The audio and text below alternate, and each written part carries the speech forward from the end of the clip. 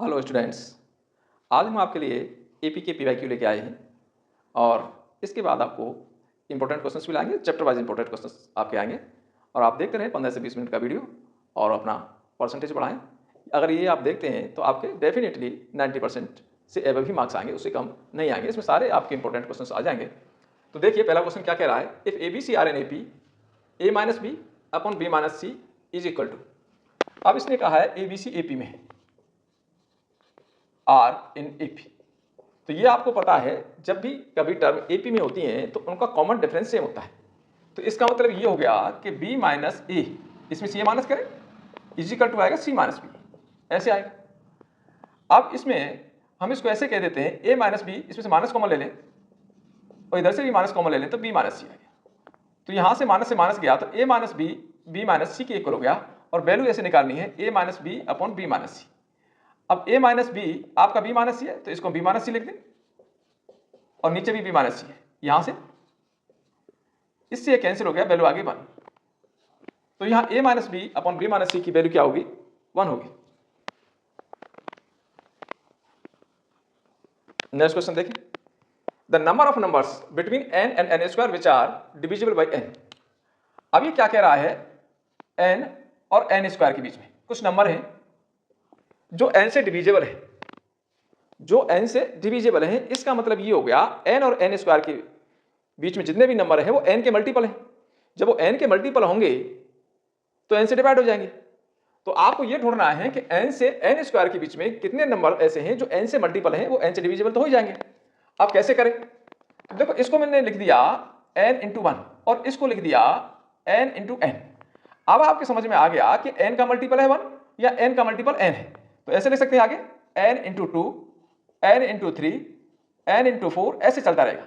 तो ये सब n के मल्टीपल आ रहे हैं, 1 2 3 4 सब n के मल्टीपल है और ये डिविजिबल बाई n भी है। तो ये कितने नंबर हैं, 1 2 3 4 ऐसे चलेगा, कहां तक, n तक चलेगा। तो कितने नंबर हैं, यहां से लेकर यहां तक आपके जो टोटल नंबर है वो n टर्म है, n टर्म है। तो कितनी टर्म है, कितने नंबर है, n टर्म है। अब ये कह रहा है कि n और n स्क्वायर, ये तो आपका n है और ये आपका n स्क्वायर है, इन दोनों को छोड़ दो, इन दोनों को छोड़ दिया, बाकी आपके ये जो बच गए यहां से लेकर यहां तक बच गए, इससे पहले वाले तक। तो ये टोटल n है, इनमें से एक इधर छोड़ दिया और एक इधर छोड़ दिया, तो कितने छोड़ दिए, 2 छोड़ दिए, तो n माइनस 2 टर्म होगी। तो n और n स्क्वायर के बीच में n से डिविजिबल n माइनस 2 टर्म होगी। तो कितनी टर्म होंगी, n माइनस 2 टर्म होंगी। ये आपका फोर्थ ऑप्शन है।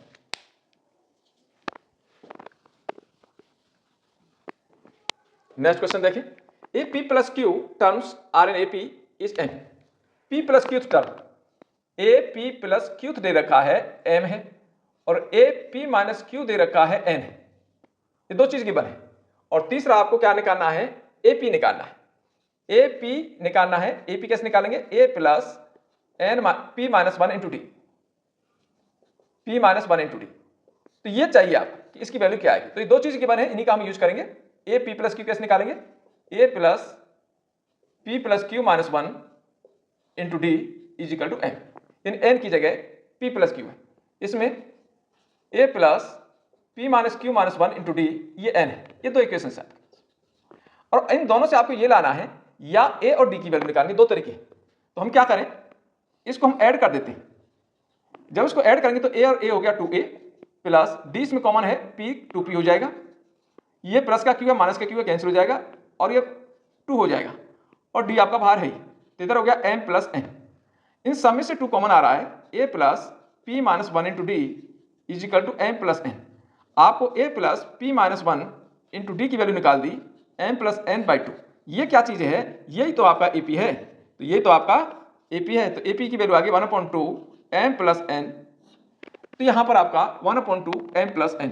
तो यहां आपको ना तो a की वैल्यू निकालने की जरूरत पड़ी और ना आपको d निकालने की जरूरत पड़ी, केवल आपका स्मार्ट वर्क है, हमने ऐड कर दिया तो दोनों वैल्यू सीधा सीधा आपका AP बन के आ गया।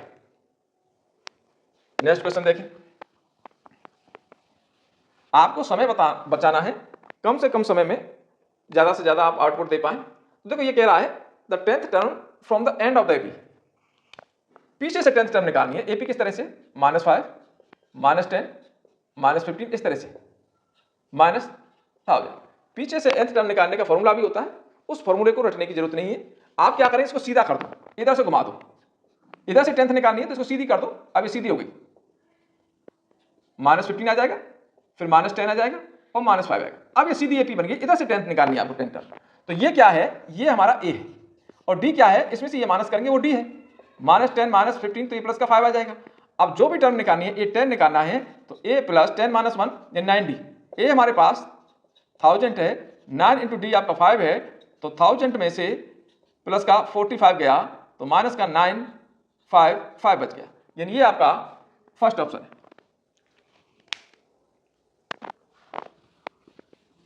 नेक्स्ट क्वेश्चन देखें, if sum of n term sum of 3 terms in an AP is 9, 3 term का सम गिवन है and then product is 24।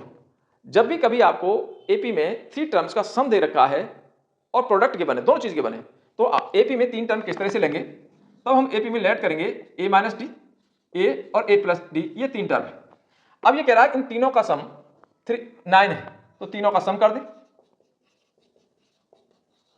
Equal to 9। ये इसलिए किया है कि जब इसका सम करेंगे तो आपका D कैंसिल हो जाता है, A बड़ी आराम से निकल जाता है, 3A इक्वल टू 9, तो A की वैल्यू आपकी 3 आ गई, तो यहां से A आपका बड़े इजीली निकल के आ गया। अब ये कह रहा है तीनों का प्रोडक्ट 24 है, तीनों का प्रोडक्ट कर देते हैं, A minus D, A into A plus D is equal to 24। इन दोनों का जब मल्टीप्लाई करेंगे तो ये जाएगा A square minus D square into A is equal to 24। A की वैल्यू रख देते हैं 3 यहां से, तो 9 माइनस D स्क्वायर, ये 3 इज इक्वल टू 24, इससे कैंसिल हो गया 8 टाइम्स, तो यहां से D की वैल्यू निकाल देंगे, ये D इक्वल टू आ जाएगा, D स्क्वायर आ जाएगा आपका 1, तो D की वैल्यू आ गई प्लस माइनस 1। अब D 2 आ रहा है और A आपका 1 आ रहा है। अब ये दोनों वैल्यू रहेंगे, एक तो A इक्वल टू 3 है, D इक्वल टू 1 लेना है, दूसरा A equal to 3 when D equal to -1 लेना है। तो A इक्वल टू 3 यहाँ डालोगे तो 3 माइनस 1, तो ये आ गया 3 आ गया, इसमें डालनी है A माइनस D और A प्लस D में डालनी है, यहाँ 3 डालेंगे तो 3 माइनस 1 2 आ गया, ये 3 आ गया और ये 4 आ गया। यहाँ भी A माइनस D में A और A प्लस D में आपको ये वैल्यू डालनी है, पहले 3 और -1 तो 4 हो गया, ये 3 हो गया और ये 2 आ गया, ये 2 3 4 आ रहा है, यहाँ भी 2 3 4 आ रहा है, उल्टा आ रहा है, तो 2 3 4 आएगा, फोर्थ ऑप्शन में 2 3 4 आ रहा है। नेक्स्ट क्वेश्चन देखें, PQRS are in AP, PQRS are in AP, तो R माइनस Q की वैल्यू निकालनी है आपको, R माइनस Q किसके इक्वल होगा इनमें से बताना है। तो ये तो आप जानते हैं जब भी कोई टर्म AP में होती है तो उनके बीच का जो कॉमन डिफरेंस है वो सेम होता है, तो यहाँ इसका कॉमन डिफरेंस सेम होने वाला है, तो कैसे आएगा, Q माइनस P, इसमें से माइनस करें, इज इक्वल टू आएगा R minus Q, is equal to आएगा S माइनस R, ये तीनों इक्वल होंगे। अब इसमें से ये कह रहा है R माइनस Q, इसकी वैल्यू पूछ रहा है, तो इसकी वैल्यू या तो इसकी इक्वल होगी या फिर इसकी इक्वल होगी, तो क्या इसमें दोनों चीजें हैं या नहीं है, तो Q माइनस P तो इसमें है नहीं, S माइनस R जरूर है, तो इसका आपका थर्ड ऑप्शन होगा। तो ये आपके PYQ है, ये आपको कैसे लगे, तो आप 10 मिनट की वीडियो देखें और अपने PYQ बढ़िया करें, और आगे के आपके मल्टीपल क्वेश्चंस के बाद में आपके इंपॉर्टेंट क्वेश्चंस भी आएंगे, बोर्ड बूस्टर डालेंगे हम आपके लिए, और उसमें आपके चैप्टर वाइज, तो आप अपना रिवीजन अच्छी तरह से कर सकते हैं। 10-15 मिनट का वीडियो देखें और बढ़िया मार्क्स आए।